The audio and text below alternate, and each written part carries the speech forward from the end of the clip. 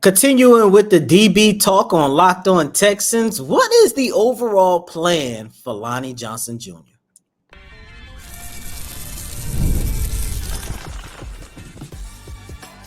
You are Locked On Texans, your daily podcast on the Houston Texans. Part of the Locked On Podcast Network, your team every day. Welcome in, Locked On Texans listeners and viewers, to this Wednesday episode of the Locked On Texans podcast, a part of the Locked On Podcast Network, your team every day. Thank you to all of our first-time listeners and viewers. Please subscribe, like, and comment to the Locked On Texans podcast on YouTube and wherever you listen to your podcast. Also follow on Twitter/X, whatever you want to call it, at Locked On Texans. I'm your Texans football analyst, Johnson Sports Guy Hickman. On the other side of the screen, Texans credential media member, Sports Illustrated's own Cody Davis. Today's episode is brought to you by Game Time. Download the Game Time app, create an account, and use code LOCKEDONNFL for $20 off your first purchase. Terms apply. Cody, take it away. Well, John, the one thing about this show, this is just a show to get us to the big day that's going to take place later on tonight for the 2024 schedule release. So, look, Big the day. Houston Texans, a very big day for not just the Houston Texans, but for all football lovers around the world. But look, later on today, we're going to get the official schedule for the 2024 season. So, John and myself, we're going to close out this latest installment, just taking a look at the fact that the Houston Texans have the fourth hardest schedule in the league. But it's going to be okay, because I think when you have a potential top 5 quarterback on your side, everything is going to be made just a little bit easier for your organization. And of course, that quarterback we're talking about is C.J. Stroud. Look, with another year, another offseason of learning and developing under offensive coordinator Bobby Sloyd, we're going to talk about, what are some of the improvements and whether or not we're going to see a better version of C.J. Stroud because he had another opportunity to learn from the same coaches and to just study that same playbook for another offseason. But we're going to begin this latest installment of Locked On Texans, revisiting a topic that we kind of played around with on yesterday. As you guys know, yesterday was the DB show. And John made an interesting point in the last segment, talking about his expectations for Lonnie Johnson Jr. John, listeners and viewers, as you guys know, I am not too fond of Lonnie Johnson returning to this organization. When you go back and you take a look at his first stint here, I understand that he did not have the best coaches. He did not have the best set of circumstances. And there was a lot of times where he was by far, I'm not going to say the worst DB on the field, but there was a lot of times where if you was to point out the weakest link of the defensive backfield, you was definitely looking at Lonnie Johnson Jr.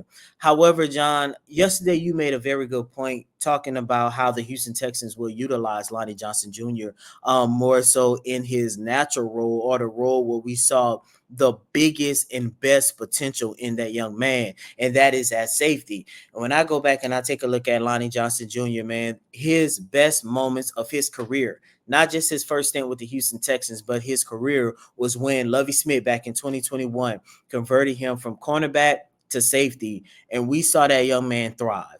I remember Lovie Smith was talking about, not only does he have the ideal stature for a safety, but when you put him back there in the defensive backfield, you are able to utilize his strength, whether that is being a ball stopper, somebody to make plays on the ball. And when you take a look at the fact that this organization wanted to build upon their ability to take away the ball in 2024, you look at Lonnie Johnson Jr. Remember, during the time where he was starting next to Justin Reed at safety, I believe there was a moment in the season where he accounted for, I believe, 3 of the Houston Texans' 7 or 8 takeaways.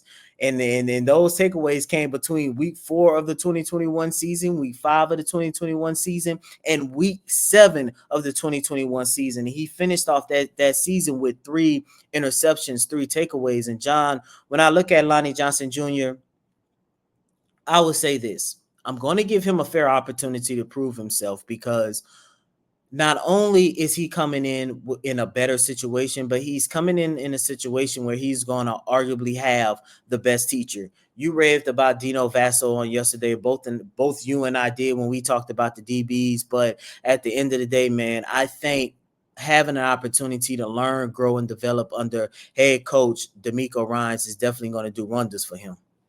Yeah, when he first came in, I mean, he had to deal with the Bill O'Brien mess, right? He also had Anthony Midget, and I'm hoping I'm saying that name correctly, as his DB coach when he first got to Houston.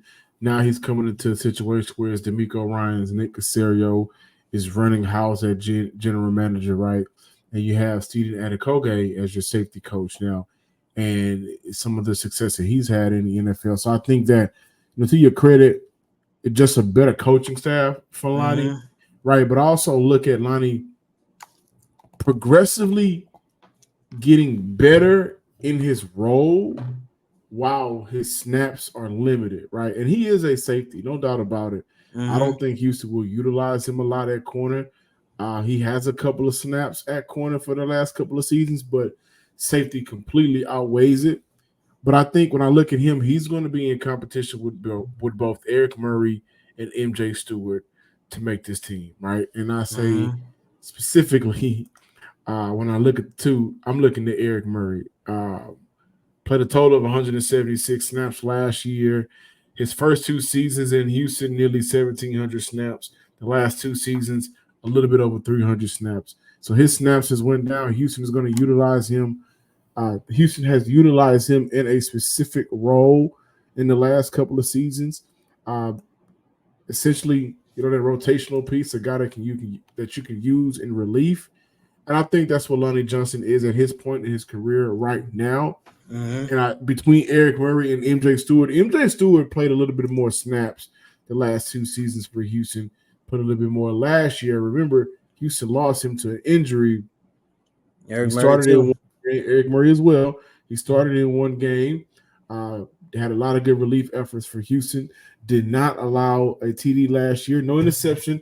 Only 1 penalty last year. So when I look at the 3 of those players that could essentially be that relief safety, special team safety, of those 3, I would rather have MJ Stewart back. And I think it comes down to Lonnie Johnson and Eric Murray. DeAndre Houston Carson is also in that mix as well. I think that's an interesting player to look at in that safety competition. But the competition for that safety position, I think, is thick simply because a lot of those guys are not going to see a lot of snaps throughout the year compared to Jimmy Ward if he makes a team. Jalen Petrie, right? The rookie. They're going to be in a role. They're going to be looked to be, use their talents and their athleticism and their knowledge of the game, right? To be, how can I put this? To kind of be expanded in the role. They want to make sure that they're able to get the best out of that player in that role. And to me, it's a competition between those 3. Cody, if you disagree, let me know. But I like MJ Stewart to make this team. I don't necessarily like the chances of Eric Murray. And again, I think those 2 are the 2 safeties that I would say will be battling it out during camp. I agree with you on that point. And once again, this is another year where I'm pretty sure you're still trying to figure out why Eric Murray is still part of this organization. But what I would say, I did take a lot back last year. I thought Eric Murray it was only decent. It was only a small sample size. And I looked at this as a position battle because I think if anything, MJ Stewart would definitely make this team. And John, I do agree with you. It will come down between Eric Murray and Lonnie Johnson Jr. However, even though Eric Murray played decent in the small sample size that he did had, at the end of the day, Eric Murray is still one of them guys where I'm still not fully.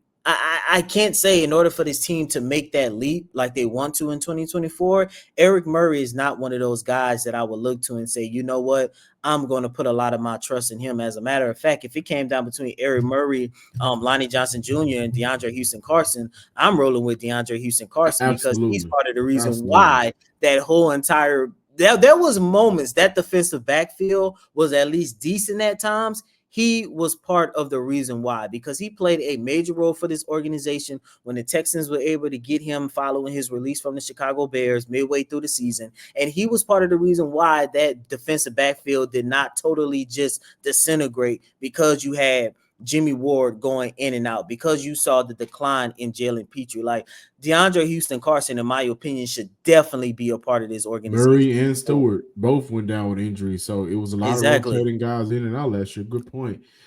And I think for Lonnie, man, again, it's good to have him back in the place where he first started. I mean, his first year, according to PFF, he allowed 7 touchdowns, and he has progressively been fit into a role for whether it be the New Orleans Saints or the Tennessee Titans. He's been in a role, and he's been kind of successful in that role.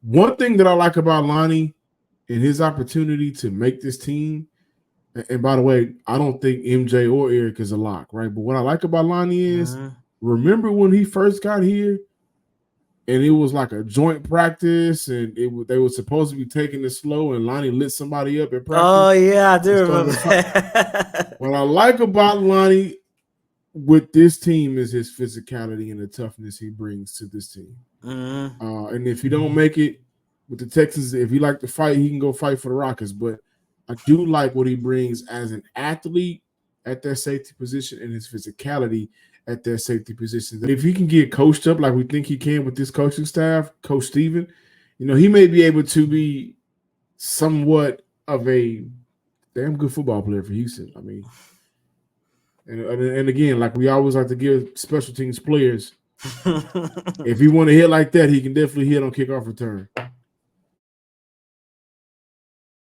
It's winner take all season in the NBA and NHL, and FanDuel is giving you a shot to bring home a big win of your own. Right now, new customers get $150 in bonus bets with any winning $5 bet. That's $150 in your pocket to bet on spreads, money lines, player props, and more. Visit FanDuel.com/lockedon and make every playoff shot count. FanDuel is America's #1 sportsbook.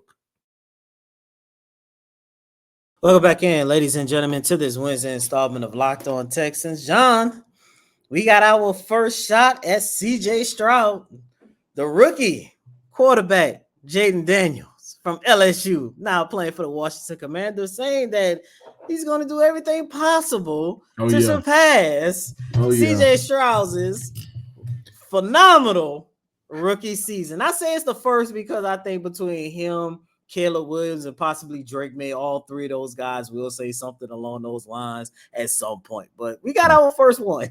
Yeah. No, and you know what? That just shows you where CJ is regarded as a quarterback, I think. Also, Tom Brady shouted out CJ on, I think, the Pivot podcast. It wasn't about the roast. He was talking about him as a quarterback and just mentioned, how much he likes him as a quarterback and the things that he sees in him that he may not be seeing in a lot of other quarterbacks. But as we talk about CJ Stroud, are we going to see a better version of CJ? That's the question. And that conversation kind of sparked guys because Dan Orlovsky went on Twitter and talked about the NFL playbook as the rookie quarterbacks are coming in. That was a big talking point. It went from Dan Orlovsky to Chase Daniel, and he showed the Sean Payton code. He showed the Sean Payton playbook for the New Orleans Saints. And so the question is, what can we see from CJ to get better? How can CJ get better with a full year's grasp of the playbook? And I think, looking at how much Coach Slowick and that offense come together with CJ, how comfortable he'll be with that offense, this could lead to an MVP type of year. By no means am I saying I believe CJ is struggling or has had issues with grasping the concepts of the playbook in its entirety or the offense. In fact, we've heard from both Coach D'Amico Ryans and Robert Woods speak about CJ Stroud's learning curve with the playbook at some point last year, I believe, during training camp. Robert Woods says, obviously, this is an advanced offense to learn, and he's picking it up right away. D'Amico Ryans talked about CJ Stroud said with the playbook, it hasn't been an issue. He knows the reads, he knows the progressions, and so on and so forth.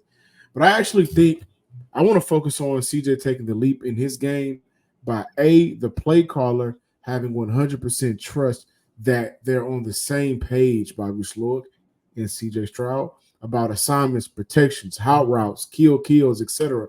Whatever goes on the field, I want Bobby from the sideline to be on the same page with CJ Stroud consistently through 17 games and just adjusting to the NFL defenses after them having a year to have tape on you and make sure you're keeping them turnovers low. But to the point the offense was on fire for the weeks when Bobby Sloyd just said I had to trust CJ to win games. CJ went out there for 5 weeks, threw 1,700 yards, 13 TDs, nearly 27 points per game. And that was right after the Panthers game where Houston forced the run 30 times for 3.7 yards per carry. Like that was the Achilles heel of that offense. And I do believe earlier in the season, before they went on that 5-game streak where they won 4 out of the 5, I believe that there was some miscommunication and just not trust and being on the same page with Bobby Sloyd and CJ Stroud. To that point, after the Carolina Panther game, I think that was probably the most disappointing game of the year. I think Bobby just kind of said, I got to turn him loose and let him do his thing. And you saw CJ get into a groove, and you saw him putting up over 400 yards, 300 yards, 5 TDs, 3 TDs, right? He became an MVP candidate at one point. And so for year 2, to avoid that sophomore slump, of course, having a full grasp of the NFL offense that Bobby Sloyd wants to run is important. I believe that is a talking point with him every day, just learning what he wants him to do on the field, being that coach.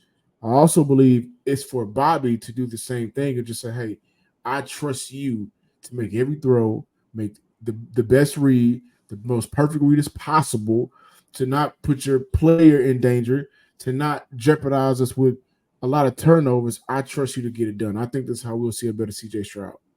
And this is why it was in the Texans' best interest to make sure that they keep Bobby Sloyd for another year. Look, CJ Stroud had one of the best rookie seasons in NFL history for a quarterback. We all know it. And the young man played phenomenal. However, John, the one thing that always kind of concerned me, even more so in the back half of the season, especially when we started hearing rumors and rumblings and getting information like, hey, this team is looking at Bobby. This team is looking at Bobby. This team would like to, work with Bobby. The one thing that concerned me, like as good of a season as CJ had, he's still in the early stages of his development. And for me, for somebody who has covered not one but 2 rebuilds in the city of Houston and covered a handful of these young players, the one thing that I know a young player need within their first 3 years in the league is consistency. I mean, just take a look at Dameon Pierce and Jalen Petrie. We talk about it here on this show a lot.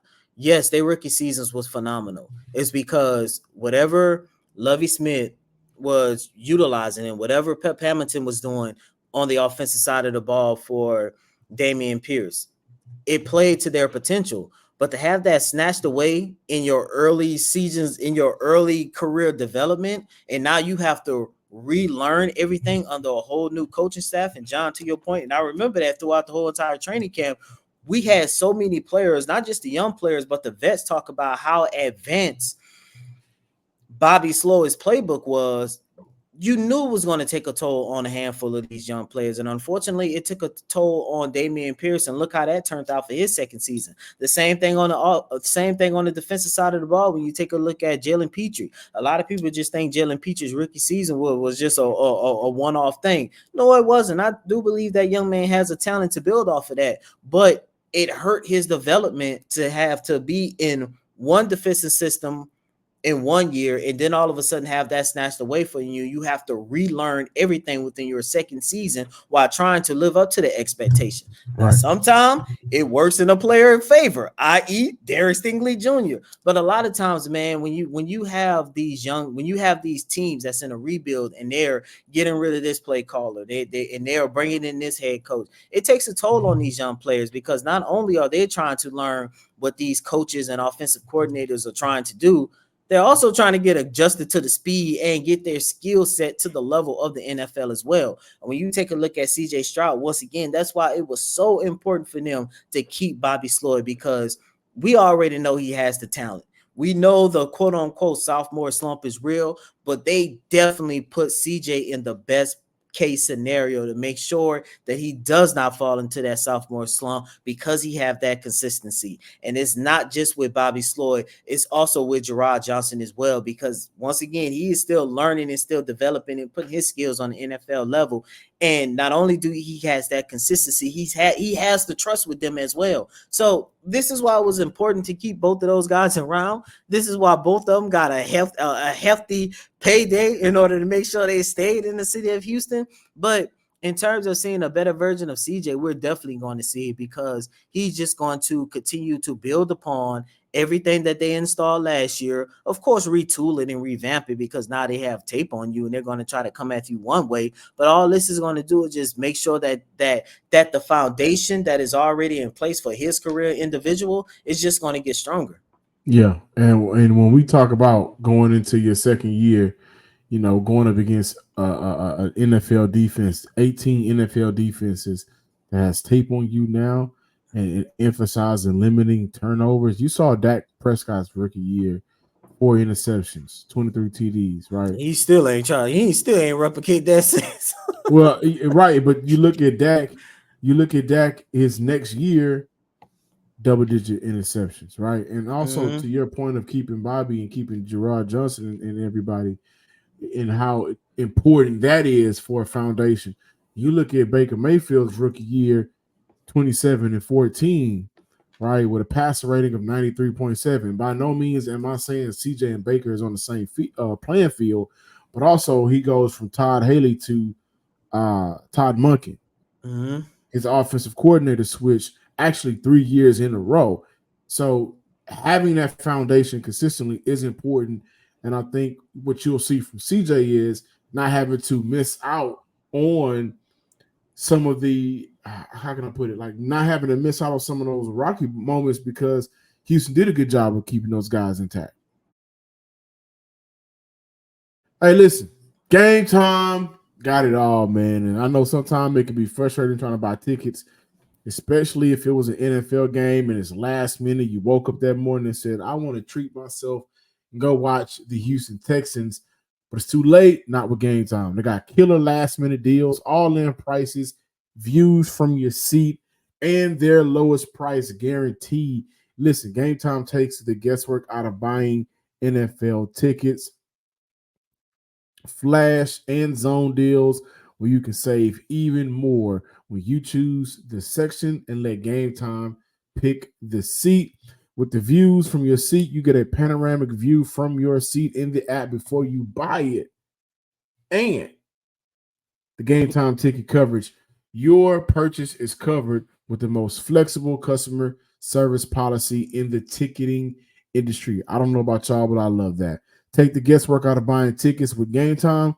Download the Game Time app, create an account, and use code LOCKEDONNFL for $20 off your first purchase. Terms apply. Again, create an account, use code LOCKEDONNFL for $20 off your first purchase. Welcome back in, Locked On Texans listeners and viewers. Cody, later today, we'll get the full schedule for the Houston Texans, but let's preview it. Yeah, the Houston Texans literally have the 4th hardest schedule for this upcoming season. And like I mentioned in the first segment, look, I'm not too worried, because this is the price you pay that the Texans all of a sudden have a good team. But look, to understand how tough this schedule is, man, they are facing 7 opponents who was featured in the 2023 playoffs, was also features the now back-to-back defending champion Kansas City Chiefs. You not only have that, but you also have another rematch with the Baltimore Ravens where you went 0-2 in 2023. They have your number and stuff. And not only that, even when you take a look at some of the young rebuilding teams, like you are literally facing 3 of the top quarterback prospects that came out in this year's draft, headlined by, of course, #1 overall pick Caleb Williams and the Chicago Bears. And look, I thought the Houston Texans did a damn good job putting C.J. in a good situation to thrive in his rookie year. Chicago made note of that, and then they upped it even more. So this schedule, man, 4th hardest in the league. However, I say it like this. In order for the Houston Texans to get to where they want to get to, in order for us to cover, root, and cheer for this team to take that leap into playoff and championship contention, these are the type of teams you're going to have to face, and these are the type of teams you're going to have to perform. And some of these teams, i.e., like the Buffalo Bills, who went through a total revamp throughout this offseason, it's time to show that, look, we coming from y'all numbers. And a team like the Baltimore Ravens, John, I think we had this conversation last week, that's the #1 team that I'm looking forward to the most, because with all of the changes that we seen them made, from improving the run game, improving your defense, especially that front 4, making sure that you have, multiple playmakers on the offensive side of the ball, whether that's in the passing attack or rushing attack or wherever. Everything that we saw this team do always went back to how they lost in a divisional round against the Baltimore Ravens. I know you guys have heard it throughout this whole entire offseason. I would love to have the Ravens early on in the year, because that's going to be the measuring stick for this organization. Houston cannot afford games like the Atlanta Falcons, like the Carolina Panthers. They ain't got many of them to choose from. Like the New York Jets, they cannot afford games like that, because Carolina ain't the Bills. The Atlanta Falcons ain't the Chiefs. The New York Jets. The New York Jets. We don't know what the Jets will be this year, but last year when they played them, they are not the Baltimore They ain't Ravens. the Zach Wilson. They put it like this. They won't be the Zach Wilson New York Jets. Or Mike White. I think Mike White was taking snaps. Who took snaps? I don't even remember who took snaps in that game. They called me. They called me one time. I told them it was a breach of contract. But they can't afford games like that this upcoming year, because the 4th hardest, you got everybody coming at you. Right? They don't believe that you deserve it. And so I think this is a great year for Houston to prove it. Hey, listen, we got C.J., we got D'Amico, we got Will, we got Joe Mixon now, we got Nico Collins, we got Stephon Diggs, Danielle Hunter, Will Anderson. Like, we got it all, and we're going to prove we can be one of the best teams in the NFL. Thank you guys for listening to today's episode. Please subscribe, like, and comment to the Locked On Texans podcast on YouTube and wherever you get your podcasts. Also, follow me on Twitter at John_Hickman12. And as always, I'm your host, Cody M. Davis. Please remember to follow me on Twitter at CodyDavis_24. Once again, that's Cody, COTY DAVIS _24. Until next time, ladies and gentlemen, peace.